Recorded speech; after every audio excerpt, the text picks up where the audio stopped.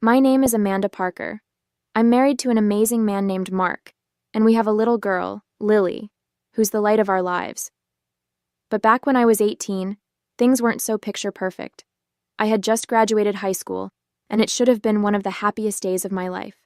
Instead, that day ended up being the moment everything fell apart with my stepmom, Sandra, and my brother, Ian. It was right after the graduation ceremony. I was still wearing my cap and gown when Sandra pulled me aside with that fake, tight smile she always had when she was about to deliver bad news. "Amanda," she said, almost sweetly, "I need you to know that the college fund your dad left behind won't be yours after all." Just like that. No explanation, no empathy. Just dropped it like it was no big deal. I froze, staring at her, trying to process. "What do you mean?" I asked. My dad had told me about that fund himself. He'd set it up for me when I was a kid. Sandra didn't even flinch. She just shrugged like she was discussing the weather. "Well, Ian and I talked about it, and we think it would be better if the money went towards something more practical. Ian has a plan for it, and honestly, Amanda, you've always been more of a dreamer. College might not be the best fit for you." I couldn't believe what I was hearing. Ian had always been the golden child, and Sandra treated him like he could do no wrong, but this was next level. "That money was for me. Dad wanted me to go to college," I said, my voice shaking. Ian came over, clearly eavesdropping, and of course he chimed in. "Amanda, calm down. You know I'll make good use of it. I'm planning to invest it, start a business. Dad would have wanted us to be smart about it. Besides, you can just take out loans like everyone else if college means that much to you." He said it so casually, like I should just roll over and accept it. My hands were trembling, and my heart was pounding in my chest. "You can't just take what's mine. That's stealing," I yelled. Sandra looked around, clearly embarrassed that I was making a scene, and hissed, "Lower your voice, Amanda. This is family business, and you're being dramatic."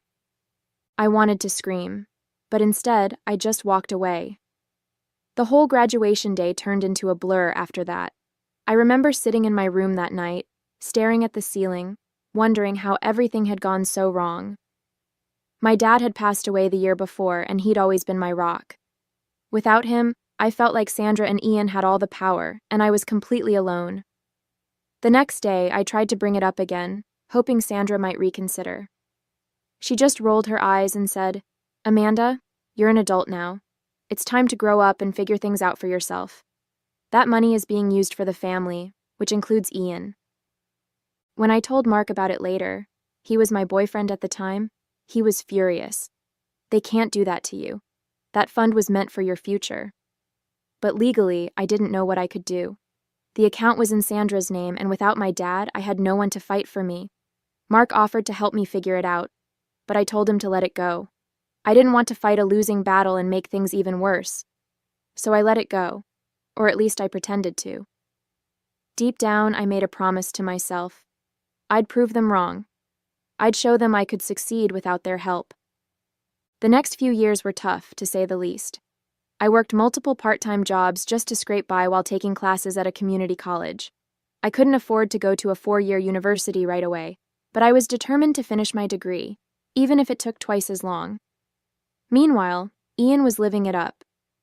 He'd started some business that was really just a fancy way of saying he was blowing through the money. Sandra bragged about him constantly, saying things like, "Your brother is so ambitious. You should learn from him." It made me sick. Mark stuck by me through all of it. He encouraged me to keep going even when I felt like giving up. By the time I transferred to a university, we were engaged. I remember Sandra's reaction when she found out. "Are you sure you're ready for marriage, Amanda? It's a big responsibility, and you're still figuring out your life." She said it with that same condescending tone she always used, as if I was some clueless kid. Ian, of course, chimed in with, "Yeah, maybe you should focus on your career, if you can even call it that." I wanted to snap back, but I just smiled and said, "Don't worry about me. I'm doing just fine." Those years in university were some of the hardest of my life. I was constantly juggling work, classes, and trying to keep my head above water.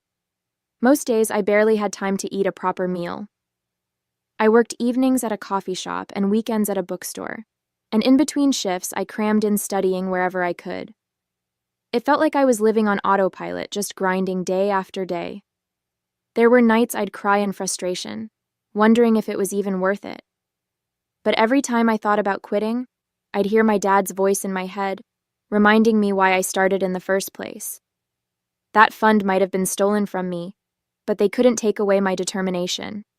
It wasn't just the financial strain that made it hard, it was the emotional weight of feeling completely unsupported by my own family. Sandra and Ian never checked in on me, not once. In fact, they acted like I didn't exist. Sandra was still throwing her little house parties, bragging about Ian and his big plans, while I was eating instant noodles and scraping together rent. I'll never forget the time I ran into Ian at the grocery store. He was picking up expensive steaks and I had a basket with canned soup and some store-brand bread. He looked at me, smirked, and said, "Still doing that whole struggling student thing, huh? You could have had it easier if you just played your cards right." I didn't respond. I couldn't trust myself to speak without blowing up. By my second year, things started to shift a little. I managed to land a paid internship with a local marketing firm, which felt like a lifeline.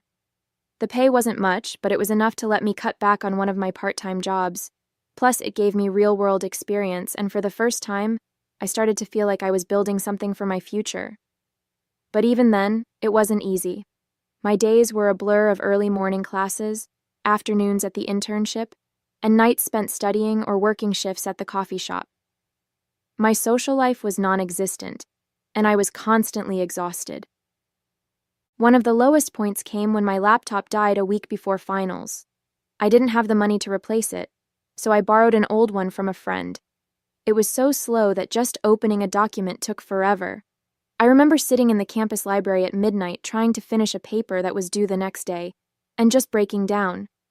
I wanted to scream at the unfairness of it all. But then I thought about Sandra and Ian, how they'd probably laugh if they saw me struggling, and that gave me the push I needed to keep going. I wasn't going to let them win. It wasn't just the lack of support from Sandra and Ian. It was the way they'd go out of their way to humiliate me, especially in front of others. There was one Thanksgiving dinner I'll never forget. I had just started college. I hadn't planned on going, but Mark convinced me to show up for appearances.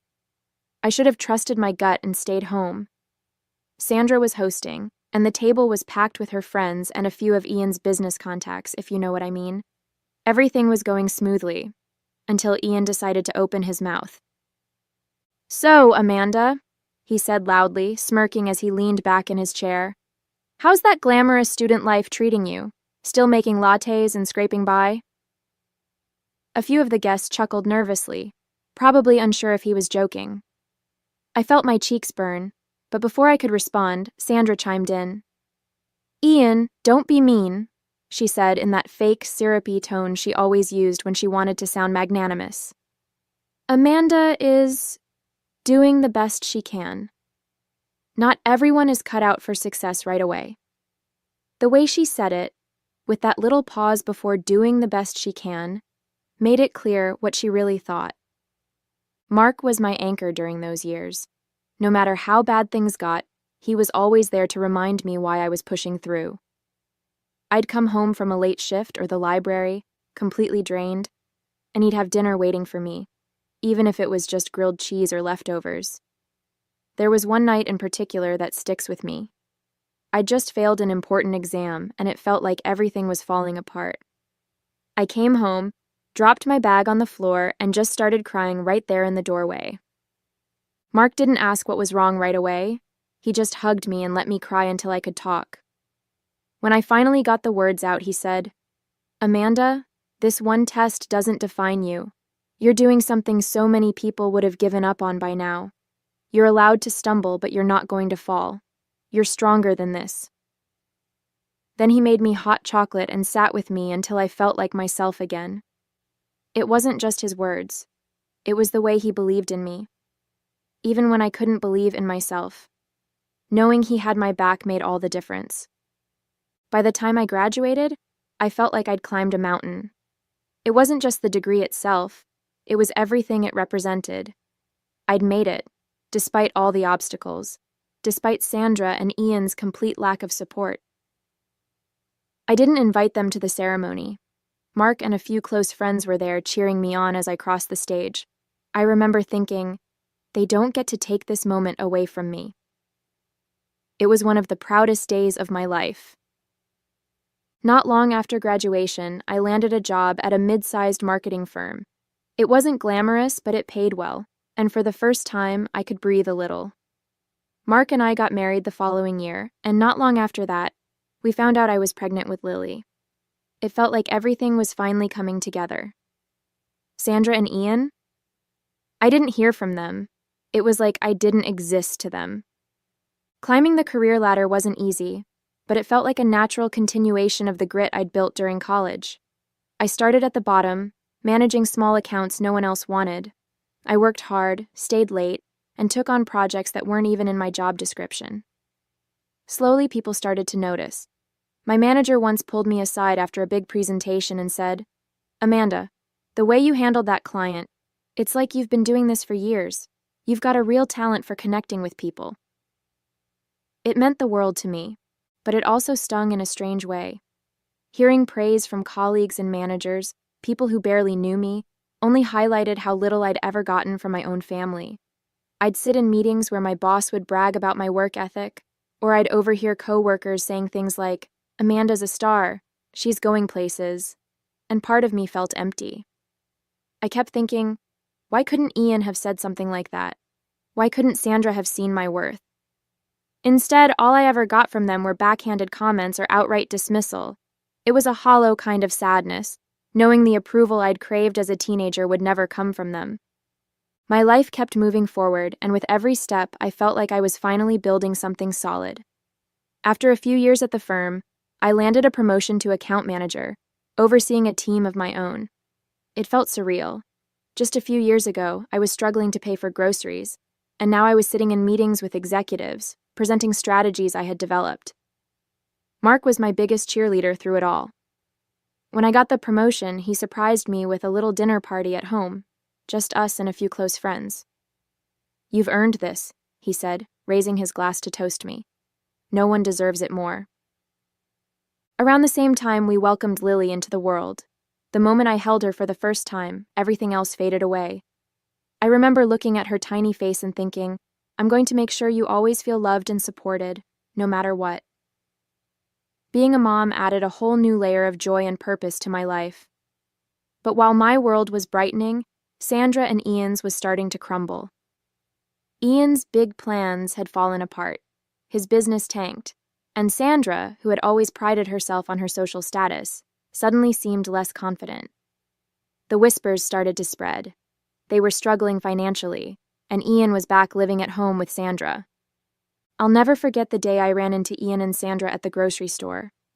It had been years since I'd seen either of them, and honestly, I wasn't prepared for how different they looked. I was in the organic aisle, picking out some fancy cheese for a dinner Mark and I were hosting. Lily was in the cart, babbling about something, when I turned the corner and almost bumped into them. Ian was pushing a cart with just a few items, mostly canned food and a bag of rice, and Sandra was trailing behind him, looking worn out and older than I'd ever seen her. "Amanda," Sandra said, her voice a mix of shock and awkwardness. Ian glanced up, and his expression hardened when he saw me. I didn't know what to say at first. I was standing there with my cart full of high-end groceries, Lily giggling in her seat, while they looked like they were barely scraping by. Sandra tried to muster up her usual fake smile. "You're looking... well," she said, her eyes darting to my cart. Ian just grunted, clearly too proud to say anything. "Yeah, things have been good," I replied casually, not wanting to rub it in, but unable to hide the satisfaction I felt. It was a stark contrast from the last time we'd crossed paths at a grocery store when I was the one struggling and Ian was flaunting his success. After that run-in, things changed. Suddenly, Sandra and Ian were trying to get back into my life. It started with small things, Sandra calling to check in or sending me awkward messages on social media. "Hi, Amanda, just wanted to see how you're doing. It's been so long." She never outright mentioned our encounter at the grocery store, but the timing was too obvious to ignore. Ian wasn't as subtle. He sent me a text not long after. "Hey sis, we should catch up sometime. I've got some ideas I'd love to run by you." At first I ignored them. I didn't trust their intentions, and honestly, I was still too bitter to entertain the idea of reconnecting. But they didn't stop. Sandra started calling Mark too, under the guise of being a concerned stepmom, asking about Lily and how we were doing. Mark, being the kind-hearted person he is, told me, maybe they're trying to make amends. I wasn't so sure. It felt less like genuine interest and more like they'd seen how well I was doing and wanted to latch on. Part of me wanted to confront them outright, but another part of me was curious to see how far they'd take it. It was a quiet Saturday afternoon when I pulled into the driveway and saw Ian and Sandra standing in front of my house. At first, I thought I was imagining things. They looked out of place, like characters in the wrong scene of a movie. Sandra was clutching her purse tightly, her face tense, while Ian stood with his hands in his pockets, looking everywhere but at me. Mark and Lily were at the zoo with his parents, so it was just me. I couldn't go with them because I had to finish some things at the office for an important meeting that I was going to have on Monday. I sighed, already bracing myself for whatever this was.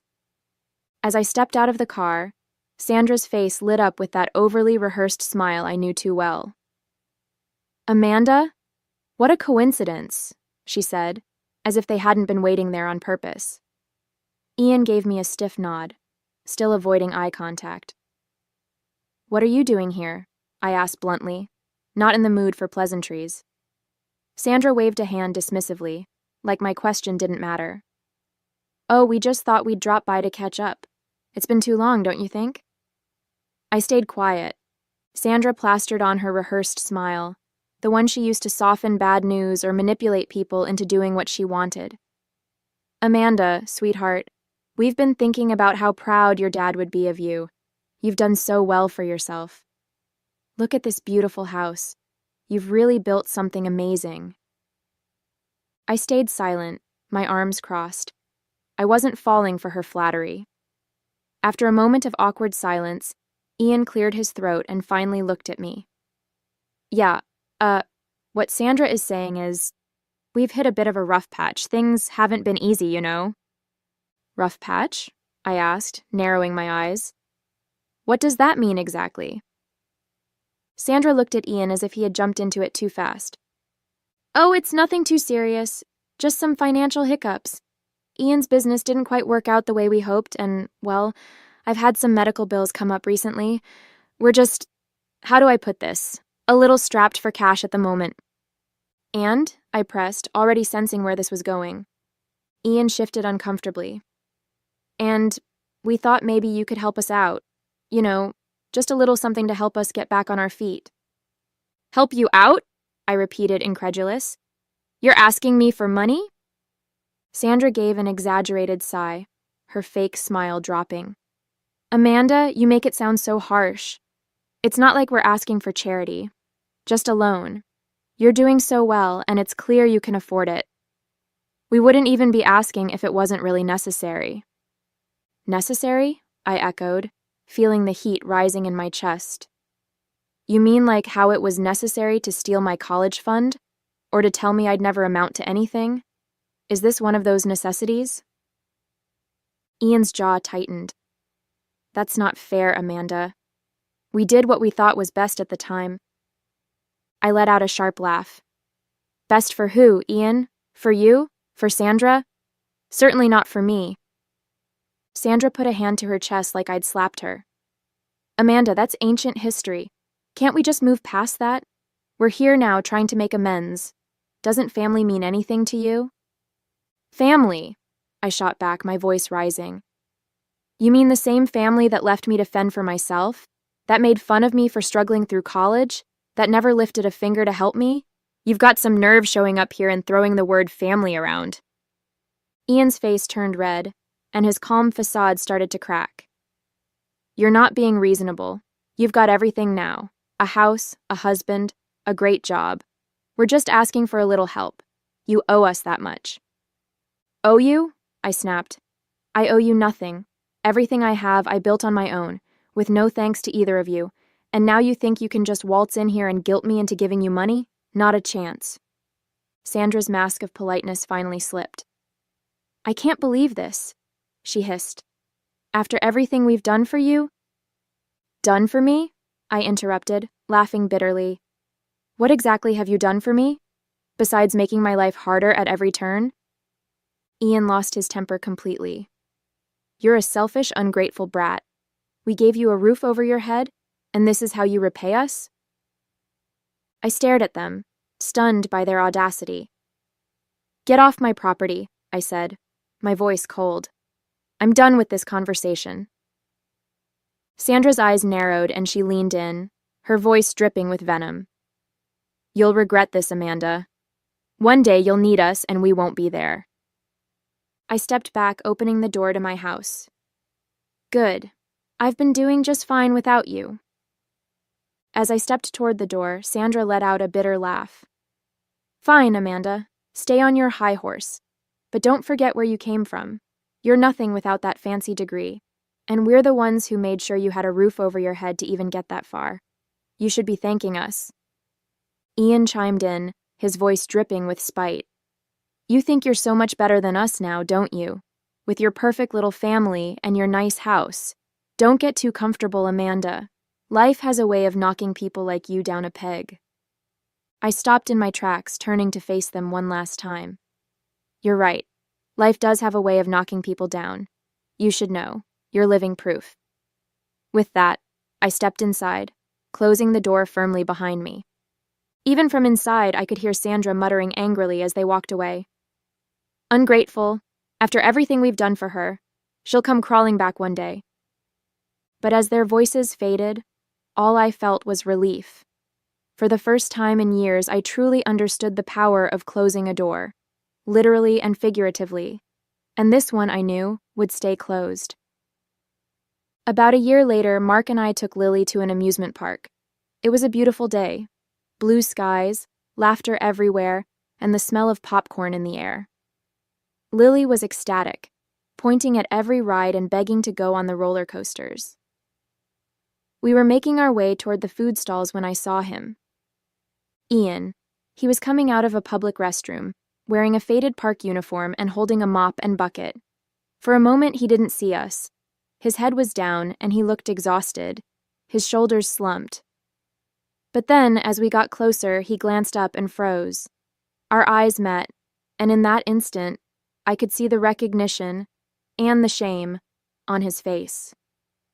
Before I could say anything, he turned on his heel and walked away, pushing the mop bucket in front of him as fast as he could. His posture was stiff, like he was trying to hold on to some shred of pride. I just stood there, watching him disappear into the crowd. Mark noticed my pause and looked at me. "Everything okay?" he asked. I nodded slowly, forcing a smile for Lily's sake. "Yeah, let's go find that cotton candy stand." As we left the park that day, I couldn't stop thinking about Ian. Seeing him like that, avoiding me, ashamed, brought back a flood of memories. The insults, the dismissive comments, the years of being treated like I was less than nothing, and Sandra, always there to back him up, to twist the knife a little deeper. For so long, I'd carried the weight of their words, letting them make me feel small. But now it felt different. I looked at Mark, holding Lily's hand as she chattered about her favorite rides, and I smiled. This was my life now. A loving husband, a bright, beautiful daughter, a career I'd worked so hard to build. Everything I'd achieved, I'd done without them. And the best part? I didn't need their validation anymore. They'd spent years trying to tear me down, but here I was, happy, successful, and surrounded by people who truly loved me. I thought about how Sandra and Ian's lives had unraveled, and for a moment, I felt a flicker of pity. But it didn't last long. They'd made their choices, and they were living the consequences. I'd spent enough time mourning the family I wished I had. Now I was focused on the family I'd built, the one that mattered, As we walked to the car, Lily tugged on my arm, pulling me into her excitement about the day. I smiled down at her, feeling nothing but gratitude for the life I had now.